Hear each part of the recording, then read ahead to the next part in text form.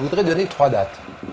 2003, janvier 2003, George W. Bush décide de remodeler le Grand Moyen-Orient. Le Grand Moyen-Orient, ça va du Maroc jusqu'au Pakistan.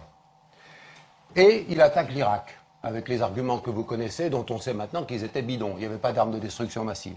2006, 19 décembre 2006, Time Magazine, qui n'est pas un journal pro-russe, à ma connaissance, publie un rapport secret sur la Syrie dans le viseur de Bush. 2006, c'est-à-dire 5 ans avant les printemps arabes. Et il est expliqué comment et pourquoi le gouvernement des États-Unis va soutenir les opposants et renverser le gouvernement d'Assad. Bon, prenons acte d'une ingérence caractérisée avec des moyens, 1 milliard par an de moyens affectés à ça. Et puis, 3e date, 2011, le Grand Moyen-Orient, on continue à le charcuter. Cette fois, c'est la Libye qui tombe. C'est les Français et les Britanniques qui se mettent en première ligne.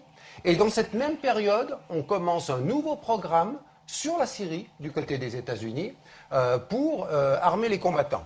Voilà quand même des choses qui doivent être rappelées, parce que ce n'est pas seulement Poutine qui est dans cette affaire. Poutine, il est arrivé après, bien après, sauf qu'il avait une balle navale à Tartous depuis les années 70. Voilà, je crois vous nous dites les grands méchants, dans le fond, ce sont les États-Unis. Je dis que les Américains ont un plan qui a été de remodeler le Grand Moyen-Orient. Je n'ai pas entendu une seule fois ce mot dans les commentateurs depuis des mois sur cette question-là.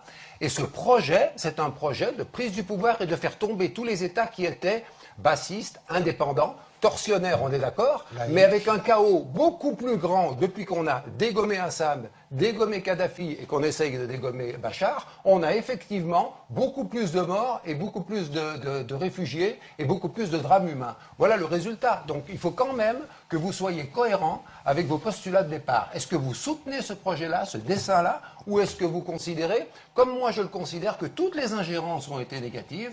Et quand j'ai entendu le président Hollande se vanter dans un livre qui a été écrit par un journaliste français d'avoir contourné l'embargo de l'Union européenne qui interdisait de livrer des armes, je ne sais pas si c'est vraiment les meilleures choses qu'on ait trouvé à faire pour calmer le conflit. Voilà quelques éléments qu'il faut livrer. Ce n'est pas que les Américains, c'est les Français, c'est les Britanniques.